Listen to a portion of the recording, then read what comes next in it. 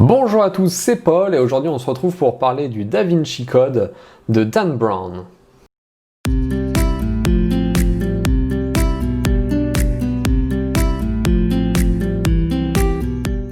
Alors, je suppose que vous connaissez le Da Vinci Code, sinon je suppose que vous ne seriez pas là. C'est un livre qui a fait beaucoup parler de lui quand il est sorti, c'était un phénomène, c'est un livre qui s'est très bien vendu, il y a eu plusieurs millions d'exemplaires qui sont vendus les premières années, notamment en France, le livre s'est très bien vendu, alors je pense que ça vient notamment du fait que l'action se déroule à Paris, et je pense que ça plaît pas mal au public français, et d'une manière générale, le livre s'est très bien vendu un peu partout dans le monde. C'est donc le deuxième volet de la pentalogie où on suit Robert Langdon, qui est donc un éminent spécialiste de symbologie de Harvard et qui est en voyage à Paris. Avant de repartir, il va être convoqué par la police puisque le conservateur du musée du Louvre est mort et on le retrouve dans un pentagramme et il a tracé de son propre sang le nom pas de Dan Brown, j'espère. Il a tracé dans son propre sang le nom de Robert Langdon, voilà.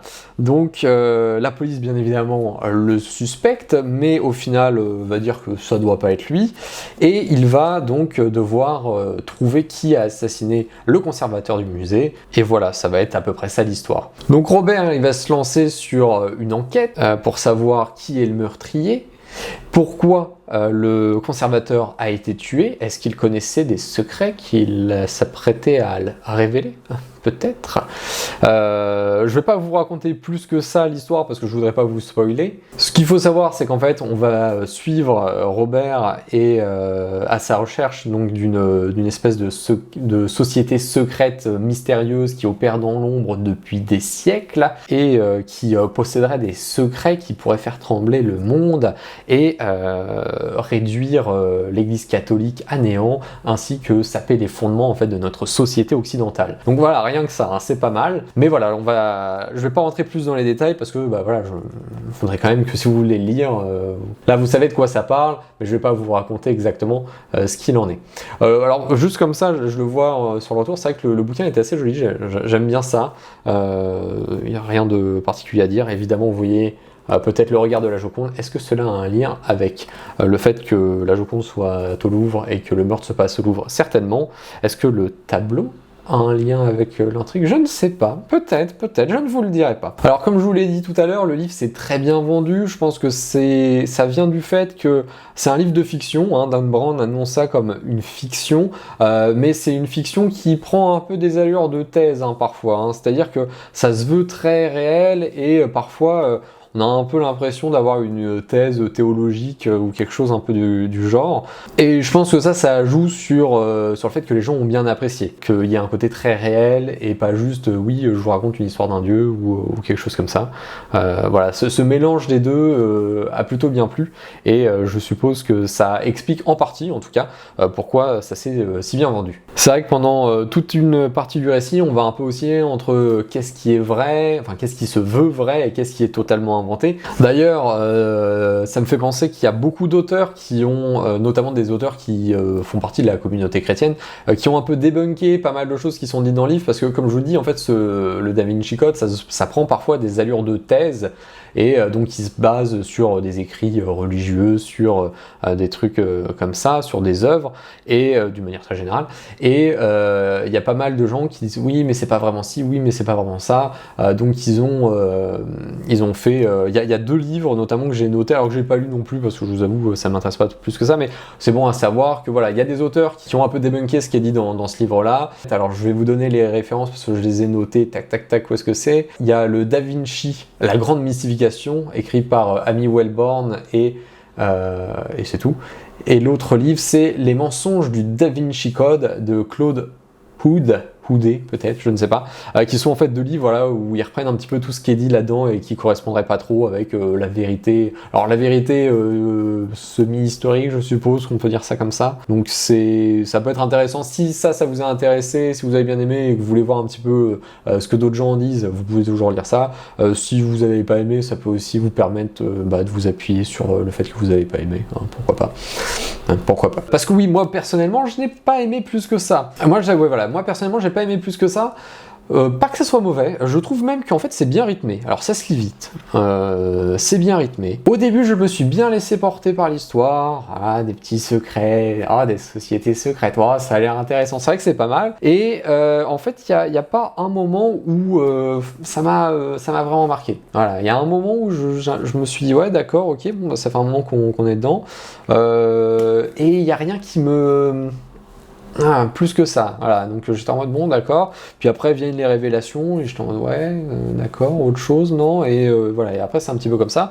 Bon, c'est bien rythmé, ça on peut lui reconnaître, ça se lit très vite, donc voilà, c'est plutôt déjà une bonne chose. Cependant, je trouve quand même qu'on tourne vite, en fait, sur un peu du déjà vu, autant dans le fond que dans la forme. C'est-à-dire que dans le fond, des histoires de sociétés secrètes qui dominent le monde, voilà, ou qui cachent des choses au grand public, ou au contraire qui veulent révéler des choses et tout, bon, c'est pas une histoire super originale, là le contexte est un peu particulier, d'accord, mais ça... voilà, ce qui fait que c'est pas mal, sans être non plus incroyable, et dans la forme aussi, moi c'est surtout ça je pense qui m'a déçu, dans la forme c'est très simple, parfois voilà, bon, donc c'est une espèce d'enquête.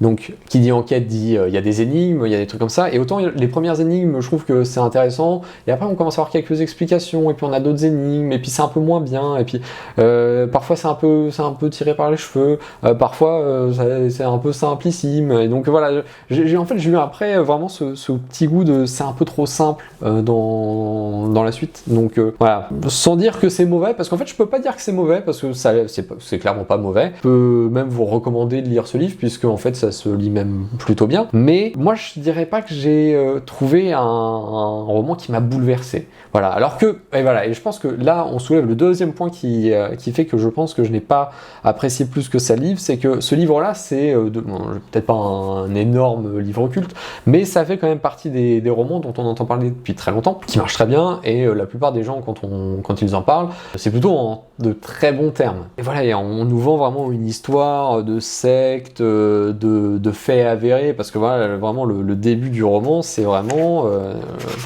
parce que c'est... Voilà, hein, on est à la page 3-4, là, un truc comme ça, les faits, et là, les deux dernières lignes juste là, je vais vous les lire.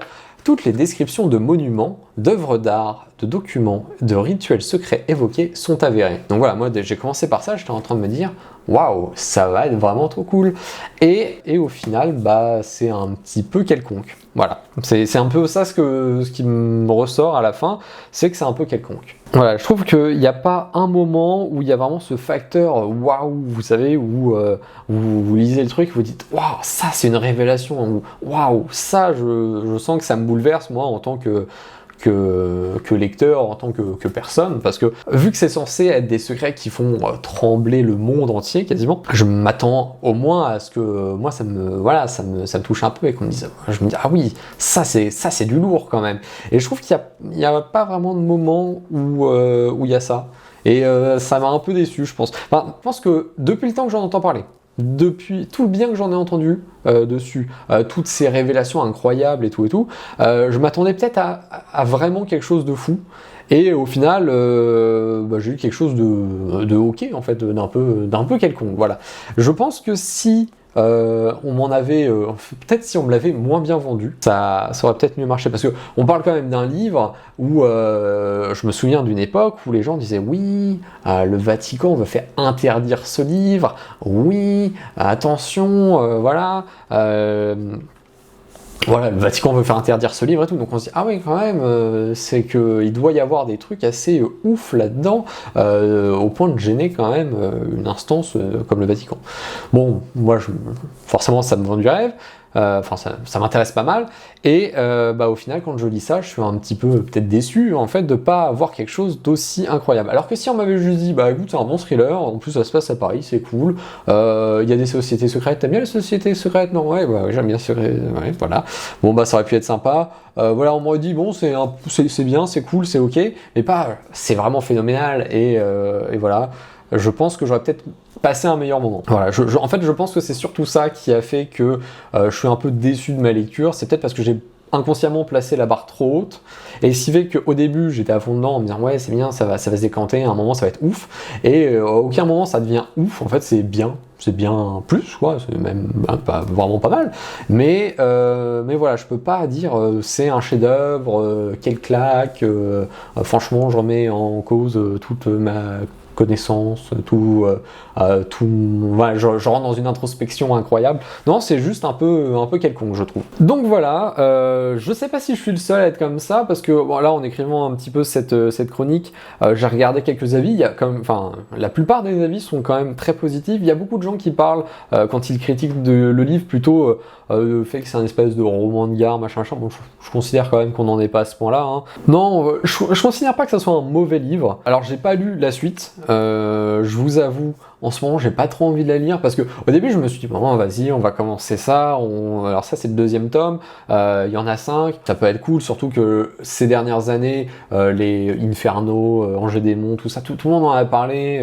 Ça s'est encore une fois très bien vendu, mais je pense que ça découle un petit peu du succès du Da Vinci Code, qui s'est très bien vendu et c'est un petit peu répercuté sur les suites. Et moi, personnellement, bah c'est ça qui me fait un peu peur, c'est que si les gens ont trouvé que le Da Vinci Code c'était incroyable et que à côté de ça moi ça m'a plu, ok, si les suites sont peut-être moins bien que le Da Vinci Code et que déjà j'ai pas trouvé ça incroyable, je me dis ça risque de pas me plaire plus que ça. Bon après peut-être que c'est mieux, donc si vous avez lu les suites, n'hésitez pas à le dire en commentaire et me dire si c'est mieux ou pas que le Da Vinci Code. Si vous avez bien aimé le Da Vinci Code, et bah, vous avez bien raison, parce que c'est pas si mal que ça quand même, mais n'hésitez pas à me dire ce que vous avez vraiment aimé dans le livre, parce que les gens qui aiment bien le livre, moi de ce que j'en ai vu, c'est souvent des gens qui disent oui c'était incroyable, super révélation, et je me dis ouais d'accord, ok, mais bon c'est pas non plus fantastique quoi. Donc est-ce que c'est juste moi qui suis pas trop sensible à ça? Est-ce que c'est ces gens-là qui sont plus sensibles que ça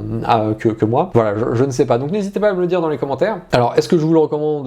Oui quand même, parce que bon, surtout qu'aujourd'hui ça fait un moment qu'il est sorti, donc moi ça je l'ai acheté d'occasion il y a peut-être un an ou quelque chose comme ça, je l'ai pas payé cher, hein, donc vous pouvez le trouver aujourd'hui d'occasion sans souci. Il y a le film aussi qui est sorti, que je crois que j'ai vu il y a une éternité, parce que je crois que le bouquin est sorti en 2003, quelque chose comme ça, 2003-2005, et le film a dû sortir juste après, un an ou deux après, 2003, voilà, je vois 2003 by Dan Brown, 2004, Jean-Claude Lattès. Donc voilà.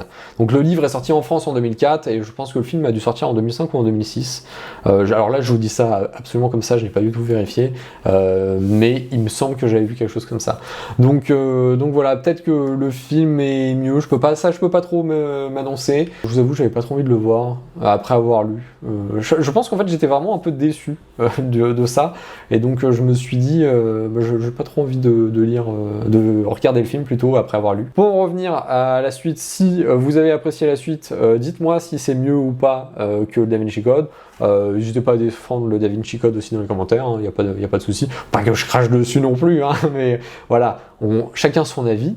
Clairement, je peux pas dire que c'est un mauvais livre, ça c'est clair, mais clairement, je peux pas dire que c'est cette espèce de phénomène incroyable mondial dont tout le monde parle depuis des années. Dont on parle peut-être un peu moins quand même ces dernières années, mais je sais qu'il y a un an ou deux, je sais plus trop, quand le dernier volume justement de la pentalogie était sorti, tout le monde était vachement hypé. Donc c'est à ce moment-là où j'avais commencé justement à me dire faudrait peut-être que je le lise et tout et tout. Et c'est vrai que depuis le temps, bon les gens en parlent un peu moins, mais Dan Brown c'est un auteur qui se vend bien, au moins cette pentalogie-là elle s'est très bien vendue. Donc il n'y a pas que le Da Vinci Code qui a marché, la suite a bien marché aussi. Donc c'est qu'il doit quand même y avoir quelque chose et que c'est que ça doit plaire à des gens. Donc si ça vous intéresse, vous pouvez commencer clairement par le Da Vinci Code. Je crois que de toute façon après les autres c'est vraiment la suite. En attendant, moi je n'ai plus rien à dire sur le livre, je pense que j'ai fait le tour. Si vous avez quelque chose à me dire, n'hésitez pas à le dire en commentaire, que ce soit pour le livre ou pour autre chose. Si vous avez des recommandations de lecture dont vous voudriez voir des vidéos sur la chaîne, n'hésitez pas à me le dire dans l'espace commentaire aussi. Si vous avez des recommandations aussi sur le format, sur le montage ou quoi que ce soit, n'hésitez pas à me le dire aussi en commentaire. Et voilà. Voilà, c'est pas mal. Eh ben écoutez, on se retrouve très bientôt sur ma chaîne pour une prochaine vidéo, et en attendant, portez-vous bien et bonne lecture.